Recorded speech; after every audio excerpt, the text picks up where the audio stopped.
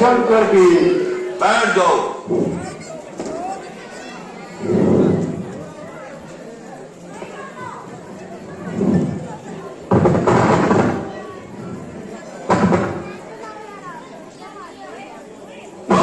तेजस्वी प्रतापी बलवान दलेर और बहादुर शेर, जिसकी पूजा बल को सारा संसार मानता है,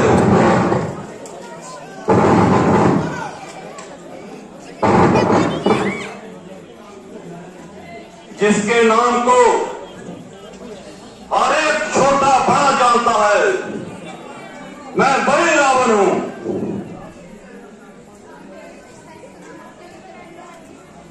जिसकी खाक ने जमीन आसमान को हिला दिया, मैं बड़ी रावण हूं।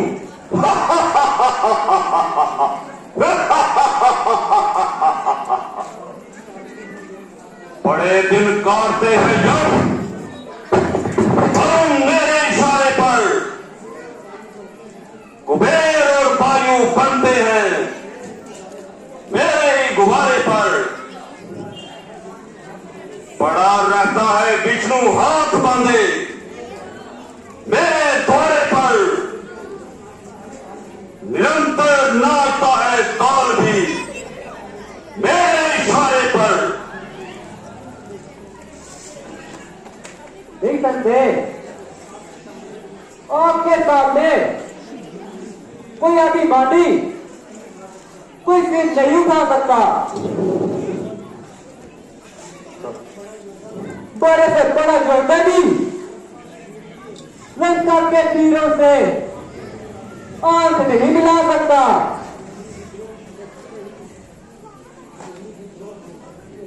नहीं गीतों की शक्ति नहीं और नहीं देवताओं में, वो नहीं बल्कि जनता की।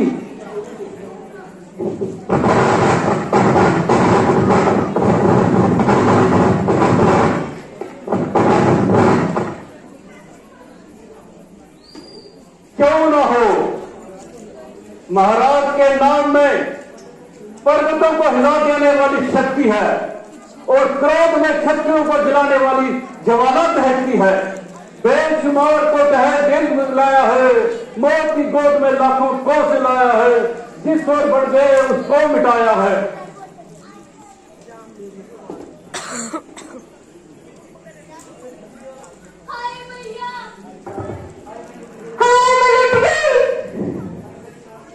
अरे मेरी नाक कट गई। अरे ये कौन इस प्रकार चिल्ला रहा है? सारा आसमान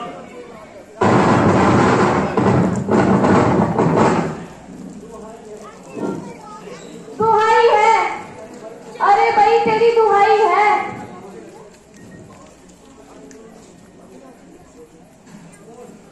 कौन? रूप लगा बता, क्या फरियाद लाई है? क्या बोलूं घाट, ना रहे सर पे बाल, ना रही नाक। अरे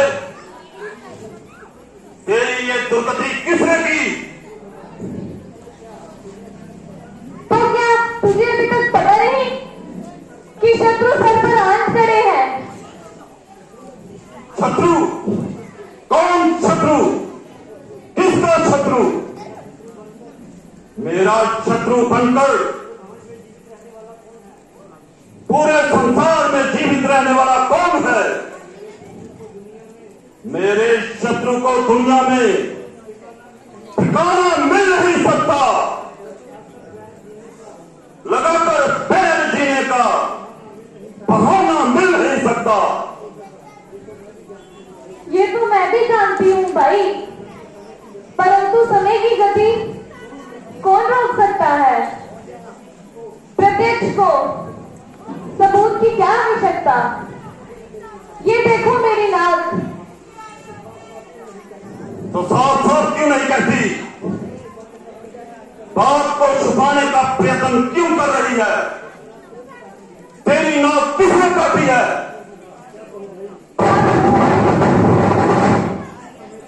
कुछ समय से अयोध्या के दो राजपाल राम और लक्ष्मण पंचवटी में आए हैं और अपने साथ एक परम सुंदरी भी लाए हैं। वह मैं घूमती फिरती उधर जा निकली तो छोटे भाई लक्ष्मण कामातुर होकर मुझ पे दूर दृष्टि डालने लगा। जब मैंने भागना चाहा तो क्रोधित होकर मेरी नाक काट दी। तो तुमने दुश्मन को क्यों नहीं कहा था, परंतु उन अनुयायियों ने खरदूषण को भी मौत की नींद सुला दिया। मेरी नाक के साथ साथ उसका सर भी उड़ा दिया।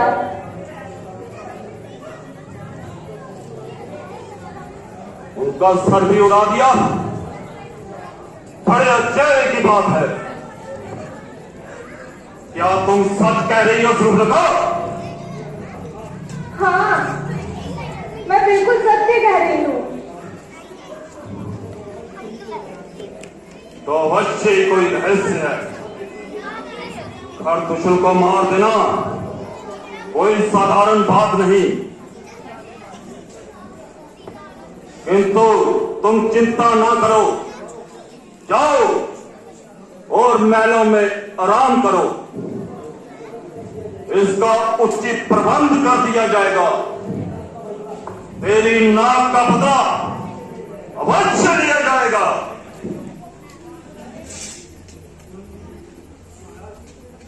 महाराज, ऐसे दूसरों को शीघ्र ही दंड मिलना चाहिए, नहीं तो राज्य में उदान बच जाएगा। अब एक शत्रु सिर उठाएगा। पिताजी, आप केवल मुझे आज्ञा दीजिए और उन अभिमानियों का सर आपके सामने हाजिर करूंगा। नहीं,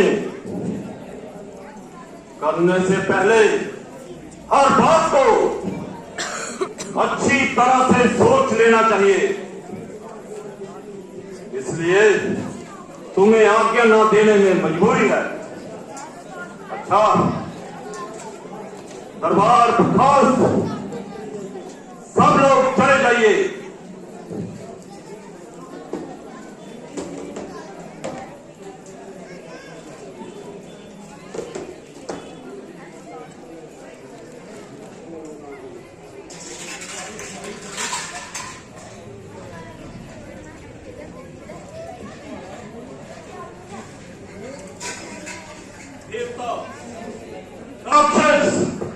क्या कर रहे हैं यार?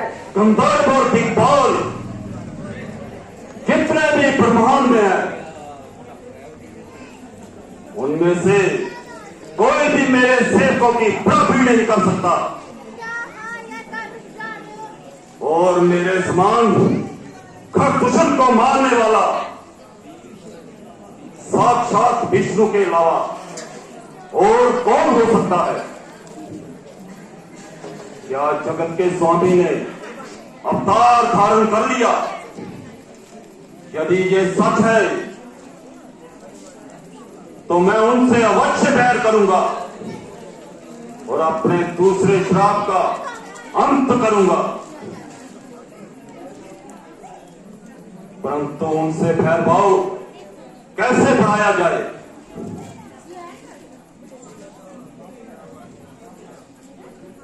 हाँ, ये ठीक है। कोई कपट का भेष बनाकर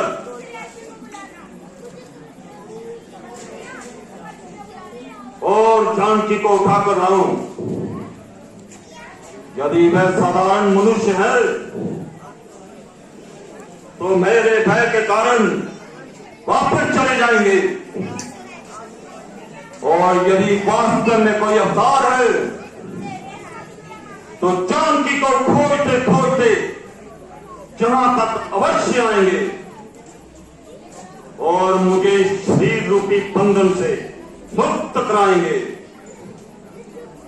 किंतु इस कठिन काम के लिए किसी दूसरे की सहायता की भी जरूरत है। कौन हो सकता है जो मेरे लिए अपनी जान पर खेल जाए और इस महान कार्य में हाथ बढ़ाए?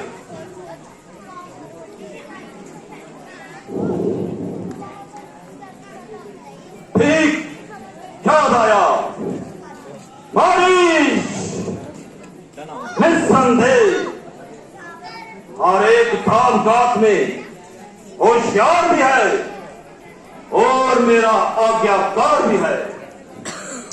बस उसी को तैयार करता हूं और जैसे भी हो सके जानकी को हरता हूं। कसौटी पर उम्मीदों की मुकद्दर राज करता हूं।